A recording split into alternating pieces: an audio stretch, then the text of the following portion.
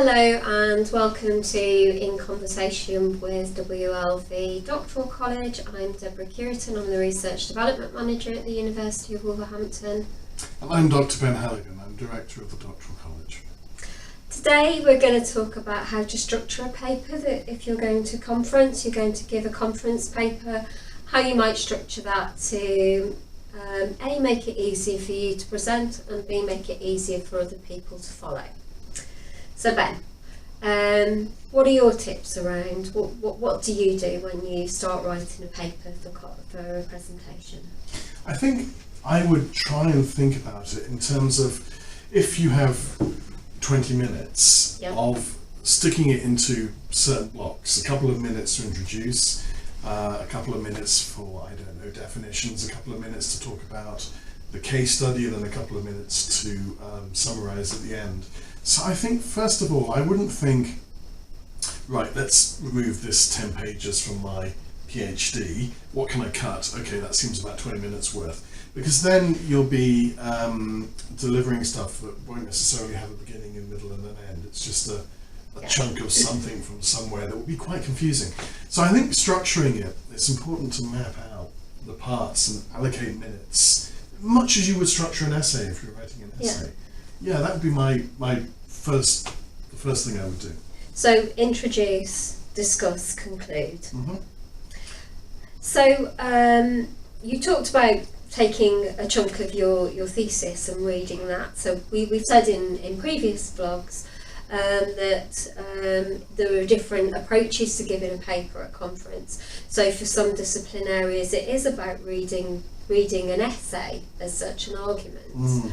And in others it's more reliant on slides and pictures and statistics and discussing those concepts. So if you were to talk about the way that we present the paper, what tips would you give? I get quite frustrated if someone's reading something out. Okay. If they're reading out stuff that really has to be quite specific, like they're talking about particular figures, particular data, I could see that someone would need to say, of the 10 people we interviewed, 5 thought. Yeah. But I think if someone does that, it seems quite disengaged from the audience. It doesn't seem to be communication. And in my experience, I try and strike a bit of a balance between the two. So I'll have some material where I want to read it verbatim, but I'll also try and be fairly conversational, which takes a bit of practice, takes a bit of confidence. Yeah. But that way you're really trying to communicate with the people that you're in the room with, and you're not just delivering something from a page. Yeah. So I think in designing a paper and preparing it, some sort of consideration of how you communicate to those people would be terribly important, even to the point of a bit of interaction, in terms of asking particular questions. Or I think, sometimes at conferences people will say, I was interested to note at yesterday's panel that this was brought up and people said this, and in fact my work also reflects on this as well. So maybe to try and connect it a bit to other ideas that are in the air. Yeah.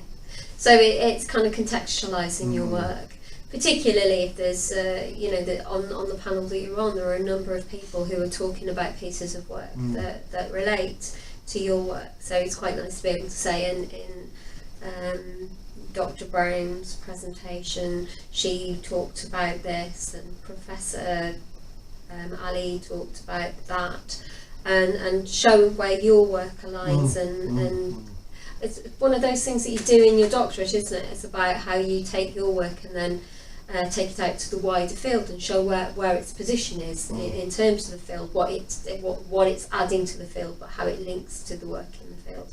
And it's kind of doing that on a micro basis, really. Absolutely.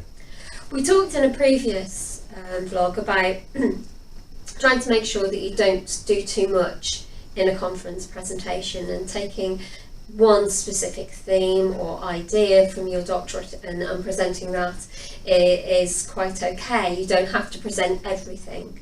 And I've had conversations with students who've said to me, well, if you do that, are you being disingenuous? Are you being ethical because you're talking about something in isolation that actually is connected to a number of other points? So what are your thoughts about that? I think you mustn't make a rod for your own back. And I've often seen conference presentations where someone is trying to talk about the entirety of their work. So they're giving you a summarization of a PhD thesis or a book, while at the same time, on the PowerPoint, there are great chunks of text. And you don't know, should you be reading this? Should you be listening to them? If you listen to them, suddenly the chunk of text has been replaced by another chunk of text. This is a very alienating, disconcerting experience. Yeah. And someone is just sort of ramming in so much information that you, within a few minutes, will just give up. And I think that modesty in terms of saying I want to just talk about one or two aspects, or just pick out one or two elements of a wider research project I've been dealing with, which is this, but today I'm just going to talk about this for a bit and then that for a bit, really is a good way of winning over the audience and not alienating the audience. So you picked up on slides and conversation, and how what I think you were saying was really the two should tally. So there's no point in having a quote and then you're talking about something completely different that doesn't align to that, or that you've not made reference to how the slide relates to what you're talking about. I mean, but likewise, it's also frustrating if there's a quote on a PowerPoint and someone just reads it to you. It's like some sort of primary school reading lesson. If you have to do that, just pick out the most important elements within this wider discussion of something. Jones has argued this, that, but you'll see here the term that Jones has used is this, and that was interesting to me. So you can kind of deconstruct the quote to the audience. So, okay, so the three sins of this. One is great chunks of text that no one gets the time to read, and then it's whisked away and they're thinking, should I have read it, but I couldn't because someone's talking at me, so avoid that. Another is some sort of optician eye test thing where you simply can't see what's on the screen because the writing isn't big enough. And then the third is somebody reading out to you what's on the screen behind them. You have to find a way forward, but avoid these three tendencies which you encounter a lot, don't you? And I think some of the things that are really difficult is when you have a slide that's got lots and lots of information on it in sort of statistics, formulas or whatever that are really difficult to see. So if you're going to do that, make it a slide. Put the formula on one slide, and then put the statistic on another slide, so that it's easy for people to see. I think. The other thing that I find a little bit disconcerting is when you have a presentation that's all pictures and it's you can't see the link to the picture to what people are saying. So I think there needs to be a mixture of things. So if you're going to put pictures, and for scientists sometimes they do need to put pictures of their cultures, or if you're a social scientist sometimes you'll have photographs of some of the products of your your discussion groups, or you might be using a physical type of research collection approach.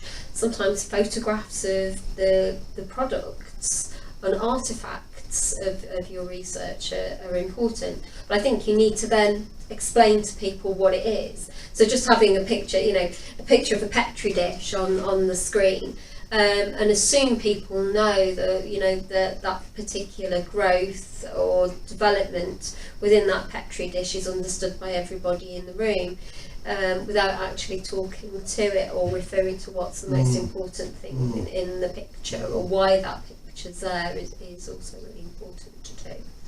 Yeah, I do agree, and I think when you look at business stories who are doing these kind of things, they will identify the take-home message. And they may have a PowerPoint slide with 2 or 3 words and that's it, and that's 8.6 million people use iPhones or whatever, and that's what they want there because they know that's what people will write down. So being quite selective, and as you say, introducing the importance of the image or the words, that's very important. You need I think the art is to be in dialogue with what's behind you, and in dialogue with what's in front of you, which is and it's very difficult to do. But when it's done, it's it will make for a fantastic presentation. TED Talks are very good at doing that, aren't they? So they have very limited slides. They ensure that the presentation tells a story. Often with TED Talks, then they do draw on research, but they do it in a way probably that you wouldn't do it at a conference. But actually thinking about your presentation as you telling somebody a story and engaging them in that story, and identifying the take-home message, what the sticky message is really important.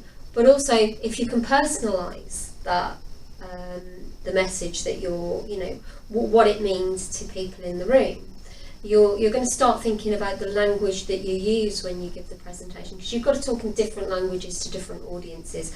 And I think as researchers, we sometimes think we can talk as researchers, and it doesn't matter who's in the room. They should be able to understand how we talk very technically, and we use technical language and technical terms, and people should understand that. We will talk differently to different users of our research. So if we're talking to practitioners, we'll talk in one way. If we're talking to other researchers, we're talking another way. But if we're talking to the end users of our research, the people that we want our research to affect and influence, then we need to talk in a different way. So we need to think about that story that we tell, and the language and how we use our language in telling that story that engages people in a way that we carry them through the story too.